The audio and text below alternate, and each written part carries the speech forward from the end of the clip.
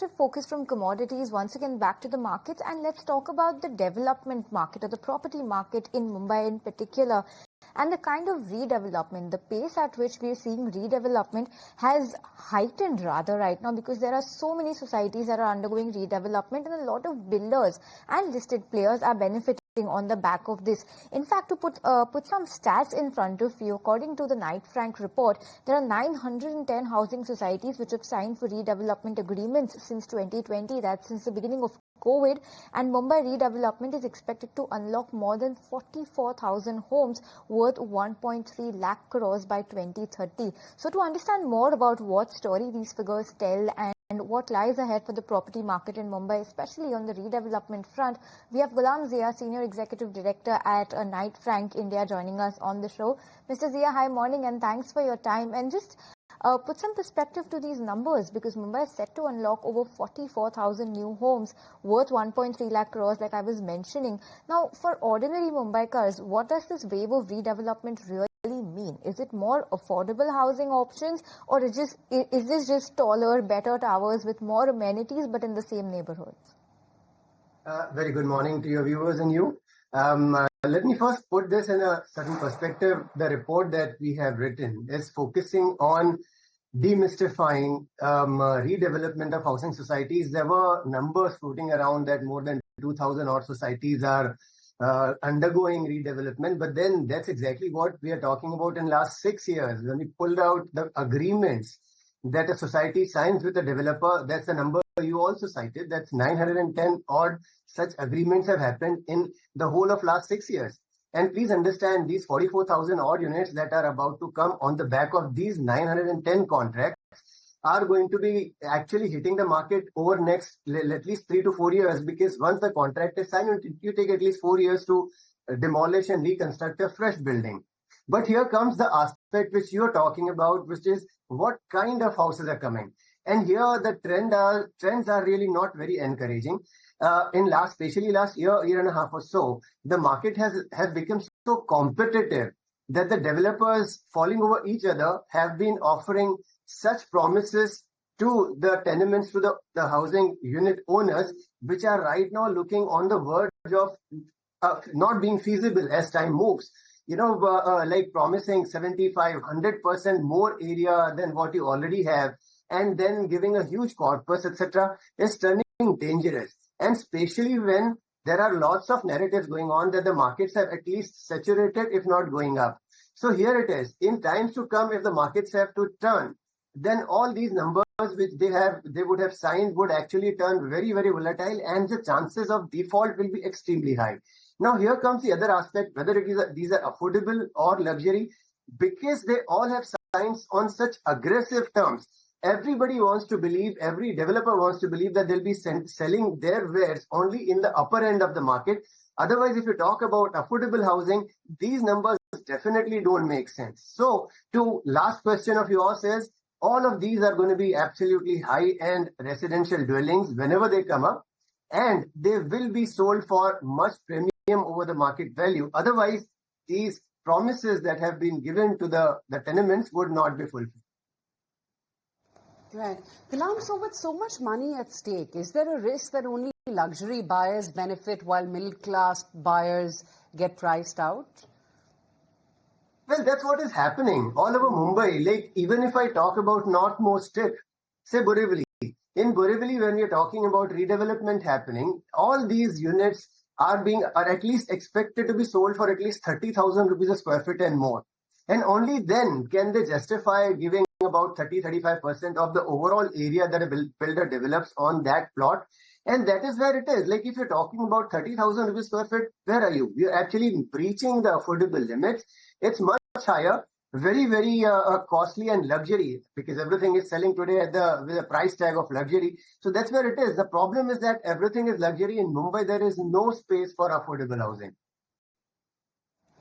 All right, but Gulam, with redevelopment happening at such a fast pace every day around us, do you expect heightened competition among the developers, or is it the market already looking overheated right now? Well, as I said, there are lots of narratives that the markets are overheated, will fall from here. But then we've been watching month on month, last at least 5-6 months, there is no sign of any slowdown. August numbers, the closure of August, the numbers were last August YOY just about a percentage or two below last August. But if you look at the cumulative number from Jan to August, these numbers are 11% higher than 2024 in the current year. So net transaction numbers are not showing any signs of slowdown. But there comes a problem.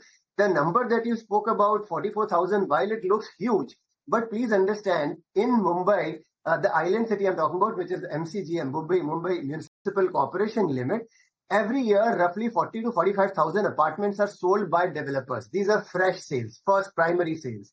And out of them, not even 8 to 10% will be coming on the back of of the redevelopment of societies. A large chunk of that comes out of slum redevelopment. So almost about half to one third would be coming because of SRAs, and that's a huge number. And that number is where I would worry more about, with lots of huge SRAs actually opening up, and a lot of apartments will come up in the free market, not just for the tenements of SRAs, but for people like us who could go and buy those apartments. That is going to be much worrisome, because that number is going to be multifold of what we're talking about that will come because of society redevelopments. And Mr. Zia, I want to understand what's driving the next leg of redevelopments. Is expected to be dominated largely by the western suburbs. Like you were talking about Borivali, for instance. Help us understand how within MMR redevelopment has seen a spread, which areas are seeing more of it, and what also stood out from your report is that Central and South Bombay together account for only less than 5% of the pie. Is this because of how much luxury development has already happened here? Is there a ceiling to how much you can increase in terms of the FSI you can provide, or are these just cost economics at play over here? It's a mix of all that. First of all, let's understand the study we have done is essentially for MCGM limit, which is BMC limit. Of course, there are a few developments happening now in Navi Mumbai as well, a few state developments in Thane also. But this is not MMR, this is only BMC, also because BMC Mumbai region is the oldest. And as per the regulations, as per the DCPR, you have to have at least 30-year-old building to go for redevelopment to get the benefits for a society redevelopment. So here, these, whatever numbers we're talking about, some 150 odd thousand units in Mumbai, MCGM limits, are above 30 years old and can all be redeveloped whenever there's a feasibility. Now comes the question of feasibility itself. When you spoke about Borivali, absolutely right. Initially, at least almost 80 to 90% of the development was happening in western suburbs. Gradually, central suburbs, Ghatkopar, Kurla also came up. But even today, the top 5 spots are Borivali, Andheri, Bandra. These are the top 5 spots for society redevelopments. But let's understand, these are number of societies, and the apartments built in those societies are very small. You would see out of those 910 numbers that we are citing, only 100 odd numbers, 105 odd numbers are above half an acre, which means most of them are very small units, small societies, which are not adding more than 10 to 12 new apartments in the real estate of the city. So those are very small number. But when you come to South Mumbai, here also another thing we must also consider, that in South Mumbai, most of these buildings have been built on higher FSIs already.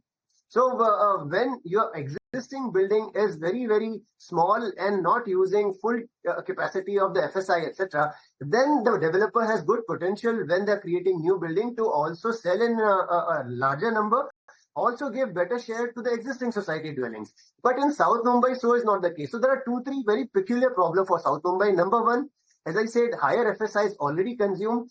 And number two, lots and lots of buildings in South Mumbai are affected because of Rent Control Act, where you have some pagri system, owner is different, the person who's staying over here is different for generations. So a lot of complications because of which feasibilities of South Mumbai are not really coming in yet. In times to come, with if at all there is any more change in the policy framework, South Mumbai may also see a lot of the redevelopments happening. But at the moment, not many societies in South Mumbai will come up for development. And one last angle, many of these societies are actually MHADA societies, where MHADA is a government authority, so they also come in. So the survey that we are talking about are the societies which are free. only you and I, like if you are the existing tenements, we decide the future of our society. But wherever MHADA is involved, MHADA seeks a share of pie also. So the feasibilities are different. So recently you would have heard about a lot of those MHADA colony going under construction, and these are in South Mumbai. So that's going to be a different ballgame altogether. But because there is one more stakeholder there, we were not going into it. We're only talking about housing societies which are governed, which are free from MHADA or any other charge, and developed by people like you and I. Okay, and Mr. Zia, before we let you go, just on the financial front, the government expects to earn big from free sale, GST and stamp duty over the next 5 years on the back of this redevelopment. Help us understand how much of a windfall is this going to be for Maharashtra's coffers, and what could the financial implication of so much redevelopment underway right now mean? Sure. So let's look at it this way. Any apartment that is under construction right now, government gets huge chunk of it under GSTs, etc. GST on material, GST on finished goods, etc. If you're buying an under construction apartment, you're paying a huge GST. You also are paying. So net, including all these GSTs and other such kind of levies, etc., which different government bodies are collecting, about 40 to 45% of whatever apartment value you're paying actually is going to the government coffers, one way or the other. Now, on top of that, you are going to pay stamp duty. So the number we have cited in our report, which is about 7,800 odd crore, that will be picked up by the Maharashtra state as the revenue for towards stamp duties, etc. And that is the only number we are citing. We are not even going into whatever, like if I talk about 1.3 lakh crore. Of that, 40% will come to the government coffers. So it's a huge number. But to me, very simple is only to talk about the number, which is stamp duty, which is about 7,800 odd crore for state of Maharashtra. Absolutely. Gulam, thank you so much for your time today. Good to get in that insight and what's really happening within the Mumbai as well as the MMR region when it comes to real estate. And C.P. Radhakrishnan, he's all set to be sworn in as India's next Vice President at the Rashtrapati Bhavan shortly. In fact, President Draupadi Murmu will be